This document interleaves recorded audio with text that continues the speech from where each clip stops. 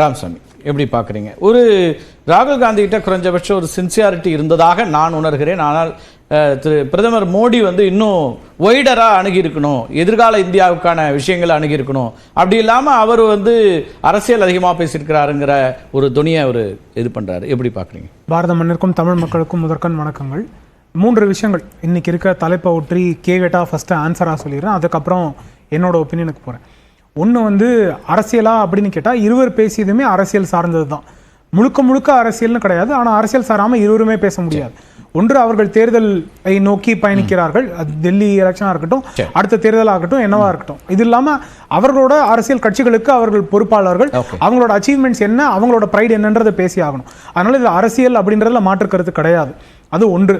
இரண்டாவது, ராகுல் காந்தி இத்தனை நாள் வந்து ஒரு சோம்பில், அதாவது தூக்கத்திலேயே இருந்தார். ஆக்டிவான ஒரு பாலிட்டிஷியனாக ஃபுல் டைமாக அவர் எஸ்டாப்ளிஷ் பண்ணிக்கிட்ட மாதிரி ஒரு இது கிடையாது. அதில் ஃபஸ்ட்டு சேஞ்ச் வந்து அவரோட நாடு முழுக்க இருந்த பயணம். ஆனால் இதில் மேஜர் சேஞ்சாக அவர் பார்லிமெண்ட்டில் இது வரைக்கும் இருந்த எல்லா அட்ரஸஸையும் கம்பேர் பண்ணும்போது இது டெஃபினட்டாக அவருக்கு வந்து ஒரு மார்க்ட் இம்ப்ரூவ்மெண்ட் அப்படின்னு தான் பார்க்க வேண்டிய தேவை இருக்கிறது. ஆனால் இந்த இது வந்து ஒரு எதிர்க்கட்சி தலைவருக்கு போதுமா அப்படின்னு கேட்டால், நான் வந்து ஒரு சாதாரண குடிமகனா எதிர்க்கட்சி தலைவராக இது போதாது அப்படின்றது. ஏன்னா கேள்வி கேட்கறதுக்கு பல விஷயங்கள் இருக்கு. அவர் அரசியல் சார்ந்த கேள்விகள் மட்டும் பலது வச்சு விட்டார். ஆனால் அவர் முக்கியமான கேள்வி எழுப்புறாரு. தேர்தல் ஆணையரை தேர்ந்தெடுப்பது, தலைமை தேர்தல் ஆணையரை தேர்ந்தெடுப்பதற்கான குழுவில் இருந்து தலைமை நீதிபதியை ஏன் நீக்கிட்டீங்க? நாளைக்கு நான் போகணும் இந்த குழுவுக்கு, பிரதமர் இருப்பார், உள்துறை அமைச்சர் இருப்பார், நான் இருக்கேன், 3ல் 2-1 ஆயிடுச்சுன்னா இங்கேயே முடிவாயிடுது. தலைமை நீதிபதியும் இருந்திருந்தால் அது தேர்வு சரியா முறையா நடந்திருக்குமே ஒன்று பேசுறாருல, அது முக்கியமான ஒரு உரையில் அது பேசப்பட வேண்டிய ஒரு அம்சம் தானே? இல்லை, பல விஷயங்களை திரித்து தவறாக சொல்கிறார் அப்படின்றது. நீங்க சொன்ன இப்போ இந்த தேர்தல் இதுக்கே வந்துடலாம். ஒரு 5 விஷயங்கள் இருக்கு. ஆனால் இந்த விஷயமே உச்சநீதிமன்றம் அப்போ இது தீர்ப்பு கொடுத்த போது இப்போதைக்கு எந்த ஒரு கமிட்டியும் கிடையாது அப்படின்னு அவங்க ஒரு கமிட்டி அமைத்திருந்தாங்க. இந்த கமிட்டி பர்மனன்ட் அப்படின்னு அவங்க சொல்லலாம். அவங்க நீங்க இதற்காக ஒரு சட்டம் அமைங்க அப்படின்னு சொன்னாங்க. அப்ப அந்த சட்டம் தவறு என்றால் அந்த சட்டத்தை இன்னைக்கு சேலஞ்ச் பண்ணியிருக்கணும். இன்னைக்கு இந்த எதிர்க்கட்சி தலைவர் இந்த மாதிரி பேசும்போது அவருக்கு இன்னைக்கு அரசியல் ஜாடையாக வாய்ப்பு அப்படின்னு, முன்னாடி அரசியல் ஆரம்பிச்சல, அரசியலாக நான் வந்து ஒரு ஜாடைக்காக நான் ஏதாவது ஒரு பேச்சை சொல்ல முடியும் அப்படின்றது உச்சநீதிமன்றம் சொன்னதே. நாங்க இதை டெம்பரரியா இல்ல உள்ளடக்கி ஒரு குழு எதுக்காக வைக்கிறோம்? ஏன்னா எதிர்க்கட்சி தலைவரும் சேர்ந்து தானே இருக்கு. உச்சநீதிமன்றம் எதுக்காக அப்படி ஒரு குழு இல்ல சார்? இப்ப நேரடியா ஒரு அரசாங்கம் அப்பாயிண்ட் பண்ணலாம். இப்ப நான் என்ன சொல்றேன், நீங்க ஒரு புதுசா குழு அமைக்கிறீங்கன்னு வச்சுங்களேன், அதுல வந்து நேரடியா அரசாங்கமே குழு அமைக்கலாம்னு சொல்லிடலாம். ஆனால் எதிர்க்கட்சியா வைக்கிறோம், பரந்துபட்ட ஒரு பார்வை உள்ள எடுத்துட்டு வரணும், யார் சிறந்த ஆளு அப்படின்னு கொண்டு வரணும் அப்படின்னு ஒண்ணு இருக்குல்ல, அந்த வாய்ப்பை மறுக்கிறீங்கன்றாரு. இல்ல, அதுதான் அவர். ஏன்னா கம்ப்ளீட்டா எனக்கு என்ன சர்ப்ரைஸ்னா, மக்களால் தேர்ந்தெடுக்கப்பட்டு இன்னைக்கு அப்போசிஷன் லீடர்னு ஒரு கான்ஸ்டிடியூஷனல் பொசிஷன்ல உட்கார்ந்திருக்காரு. அந்த அளவுக்கு எனக்கு ஒரு 8 வருஷம் தான் நான் லா பிராக்டிஸ் பண்றேன், எனக்கு இருக்கிற நாலேஜ் கூட அவருக்கு இல்ல அப்படின்னா எனக்கு ரொம்ப சொல்றேன். நான் என்னன்னு 3 விஷயங்கள் சொல்றேன். ஒன்னு, உச்சநீதிமன்றம் சொன்ன தீர்ப்பு, அதுக்கு முன்னாடி வரைக்கும் எப்படி இருந்துச்சு எலெக்ஷன் கமிஷனர் அப்பாயின்மெண்ட், அது வரைக்கும் யாருமே இந்த கமிட்டில இருந்து அப்போசிஷன் லீடரும் இருந்தது கிடையாது. அப்போ அரசே வந்து அப்பாயிண்ட் பண்ணிட்டு இருந்ததா அப்படின்ற கேள்வி. அப்ப அவங்க அப்பாயிண்ட் பண்ணும்போது என்ன நோக்கத்தோட அப்பாயிண்ட் பண்ணாங்கன்றது ஃபர்ஸ்ட் கேள்வி. ரெண்டாவது, உச்சநீதிமன்றம் இப்படிதான் இருக்க வேண்டும் அப்படின்னா முன்னாடி டைரக்ஷன் கொடுத்திருக்காங்க, நீதிபதிகள் இருக்கணும் அப்படின்னு. அந்த மாதிரி இந்த இடத்துல டைரக்ஷன் கொடுக்கல, டெம்பரரியா தான் இந்த கமிட்டி, நீங்க சட்டம் அமைங்க அப்படின்னு சொல்லியிருக்காங்க. மூன்றாவது விஷயம், எப்பெல்லாம் நீதிபதி வந்து அந்த கமிட்டியில பார்ட் ஆகுறாங்களோ அது ஒரு குவாசி ஜுடிஷியல் பாடி ஆயிடுது. ஒண்ணும் இல்ல, ஒரு சாதாரண நீதிமன்றத்துக்கு போற வழக்கறிஞர்களுக்கு தெரியும். அந்த மாதிரி நீதிபதி அந்த அமைப்புல இருந்தாரு அப்படின்னா கேட்டுக்கு கூட போய் அவர்கள் நீதி கேட்க முடியாது.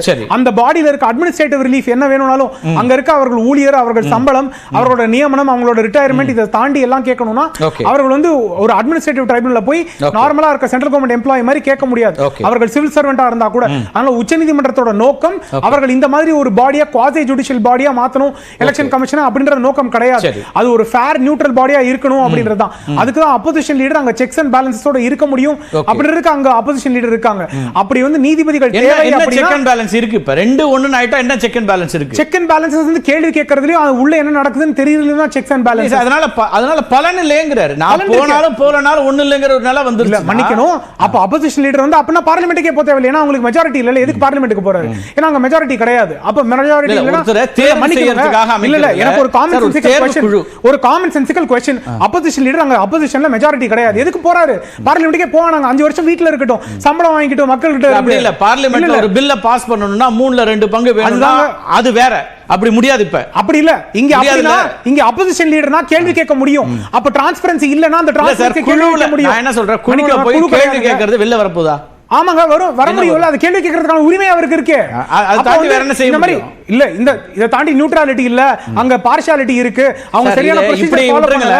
ராமசாமி, நான் என்ன சொல்றேன்னா, நீங்க வந்து இந்த அரசாங்கம் பிஜேபி அரசாங்கம் இன்னைக்கு இருக்கு, நாளைக்கு வேற ஒரு அரசாங்கமே சொல்லல இல்ல. அப்ப அரசு பொறுப்பில் யார் இருக்கிறார்களோ அவங்க தான் ஒருத்தரை தலைமை நீதிபதியா நியமிக்க முடியும்ன்ற ஒரு இடம் போயிடுதுல. அப்ப அது அட்டானமஸ், அது நேரடியான நியமனம்னு போயிடுது. அதுக்கு என்ன அப்புறம் அது வந்து எல்லாரும் சேர்த்து செலக்ட் பண்றாங்க. இந்திரா காந்தி அவர்கள் வந்து சீனியாரிட்டியை ஜம்ப் பண்ணி, செலக்ஷன் கிரைட்டீரியா ஜம்ப் பண்ணி, இன்னைக்கு கண்ணா அவர்கள் இருக்காங்க, அவர் தந்தையாரை வந்து ஸ்கிப் பண்ணி, ஏன்னா ஒரு ஜட்மெண்ட் அவங்களுக்கு அகைன்ஸ்டா கொடுத்தாங்க அப்படின்னு ஸ்கிப் பண்ணிட்டாங்க. குவாலிட்டி என்னன்னு பார்க்கல. இன்னும் 3 விஷயங்கள். அதுக்கப்புறம் அவர் வந்து GDP make in India, sorry uncle, sorry, அதுக்கப்புறம் ஜிடிபி மேக் இன் இந்தியா பத்தி 2 விஷயங்கள் பேசினாங்க. 2 பிரச்சனைகள் அவர்களோட டேட்டால ராகுல் காந்தி கொடுத்ததுல. அவர் கொடுத்தது இந்த ஜிடிபி டேட்டா கவுண்ட் வந்து அடிஷனல் ஃபேக்டர்ஸ் என்னெல்லாம் இப்போ இன்கம்க்குள்ள என்ன வந்து பர்சன்டேஜ் கொண்டு வந்திருக்காங்க அப்படின்றத அவர் கணக்கு எடுத்துக்கல. ஒன்று.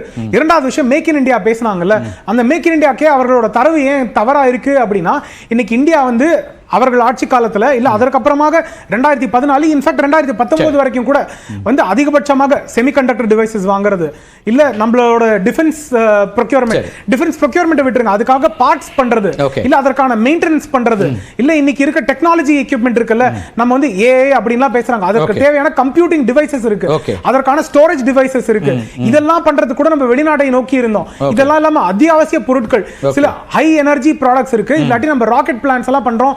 இந்த இஸ்ரோ வந்து கம்ப்ளீட்லி இண்டிபெண்டன்ட்டா இருக்கு அப்படின்னு சொல்றோம். அங்க சயின்டிஸ்ட் பண்றாங்க, ஆனா அதற்கான சில நுட்பமான தேவையான விஷயங்கள் கூட நம்ம வெளிநாட்டுல இருந்து வாங்கிட்டு இருந்தோம். அதை நம்ம சயின்டிஸ்ட் வந்து டெவலப் பண்ணி அதற்கப்புறம் இண்டிஜினஸா பண்ண வேண்டிய தேவை இருக்கு. ஆனா அதை தாண்டி பிரதமர் மோடி அவர்கள் காலகட்டத்தில் கம்ப்ளீட்லி இண்டிஜினஸ், ஒரு ஸ்க்ரூ கூட நம்ம வெளிநாட்டுல வாங்காம நம்மளால ஏவுகணைகள் அனுப்ப முடியுது. இது இல்லாம டிஃபென்ஸ் மெயின்டெனன்ஸ் நம்ம இங்க பண்ண முடியுது. இப்ப ப்ரொக்யூர்மெண்ட், அது இல்லாம செமிகண்டக்டர் டிவைஸ் எத்தனை மேனுஃபேக்சரிங் வந்திருக்கு. இவர்கள் ஆட்சி காலத்தில் நோக்கியா வெளியில போயிடுச்சு, வோடாஃபோன் வந்து டாக்ஸ் பிரச்சனை நம்ம இருக்கவே தேவையில்லைன்னு இது மூடிடலாம் அப்படின்ற நிலைமையில இருந்தாங்க. கோல் வந்து ஃபாரின் இன்வெஸ்ட்மெண்ட் கம்பெனிஸ் வெளியில மூடிட்டு போற மாதிரி இருந்துச்சு. இவங்க ஸ்பெக்ட்ரம் ஆக்ஷன்ல உச்சநீதிமன்றம் ஸ்பெக்ட்ரம் ஆக்ஷன் தவறுன்னு சொல்லி அந்த அமைப்புகளை வெளிநாட்டுக்கு அனுப்புனாங்க. இன்னைக்கு வந்து ஆப்பிளோட போனை நம்ம இங்க மேனுஃபேக்சர் பண்றோம். இங்க வந்து இந்தியன் கம்பெனிஸ் மேக்ஸ்வெல்ஸ் எல்லாம் மற்ற நாடுகளுக்கு, இப்ப சாம்சங்க்கு தேவையான பார்ட்ஸ் இங்க மேனுஃபேக்சர் பண்றாங்க. சோ அந்த மாதிரி இன்னைக்கு மேக் இன் இந்தியா உயர்ந்திருக்கிறது. இவர்கள் மேக் இன் இந்தியா குறைந்திருக்கிறது அப்படின்னா இவர்கள் தரவு தவறு. இன்னொரு முக்கியமான விஷயங்கள், இவர்கள் வந்து தாழ்த்தப்பட்டவர்கள், பழங்குடியினர்கள் வந்து இன்னும் வந்து வளர்ச்சி பெறல, அவர்களுக்கான ஆண்டர்பிரினர் ஸ்பிரிட். நான் வேற எங்கேயும் போலங்க, Dalit Indian chamber of commerce and இண்டஸ்ட்ரின்னு ஒரு அமைப்பு இருக்கு. அவர்கள் 17 வருடத்தில் காணாத வளர்ச்சி இந்திய பிரதமர் மோடி அவர்கள் காலகட்டத்தில் வளர்ந்திருக்கிறோம் அப்படின்னு இந்த பட்ஜெட் ஸ்பீச்சுக்கு அப்புறமா அவர்கள் கொடுத்து February 1க்கு அப்புறம் கொடுத்திருக்காங்க. அதுல மட்டும் இல்ல, அவங்க 16% ஆண்டர்பிரினரியல் growth வந்து இந்த ஆட்சி காலத்தில் 2019 இருந்து இன்னைக்கு வரைக்கும் இருக்கு அப்படின்னு சொல்லியிருக்காங்க. இந்த தரவுகளை இந்தியால இருக்க ஒரு அமைப்பு Dalit Indian chamber of Commerce சொல்ற ஒரு வளர்ச்சியை இவர்கள் பார்க்க சரியா பார்க்கல. அப்துல்லா, இவ்வளவு விஷயங்கள் இருக்கு, ஆனா எதுவுமே இல்லைன்னு நீங்க பேசுறது சரியா இருக்கா? இங்க வந்து மேக் இன் இந்தியா எவ்வளவு சக்சஸ்ஃபுல்லா நடக்குதுங்கிறதுல ஆரம்பிச்சு பல விஷயங்களை சொல்றாரு. அப்புறம் ஒரு தலைமை தேர்தல் ஆணையர் நியமனம் உள்ளிட்ட அம்சங்களையும் அவருடைய பார்வைகள் முன்வைக்கிறாரு. நீங்க எப்படி பாக்குறீங்க இதை அப்துல்லா? அதுக்கு முன்னாடி அண்ணன் அர்ஜுனமூர்த்தி அண்ணன் அவர்களுக்கு ஒரே ஒரு நன்றி மட்டும் நான் சொல்லிக்கிறேன். ஏன்னா அவங்களுடைய தலைவர் மோடி பார்த்தீங்கன்னா எப்போவுமே நேரு தான் எல்லாத்துக்கும் தப்புக்கு காரணம் பாரு, அண்ணன் அந்த அளவுக்கு மோசம் இல்லை, ராஜீவ்காந்தி காரணம்ன்றாரு, கொஞ்சம் இறங்கி வந்திருக்கிறாரு. அதனால முதல்ல அவருக்கு எந்த பிரச்சனை நடந்தாலும் ராஜீவ்காந்தி தான் காரணம் அப்படின்னு சொல்றாரு. அந்த அளவிற்கு அவருக்கு நான் முதல்ல நன்றி தெரிவிச்சுக்கிறேன். மேக் இன் இந்தியா பொறுத்தளவில் இன்றைக்கு எல்லாருக்குமே தெரியும்,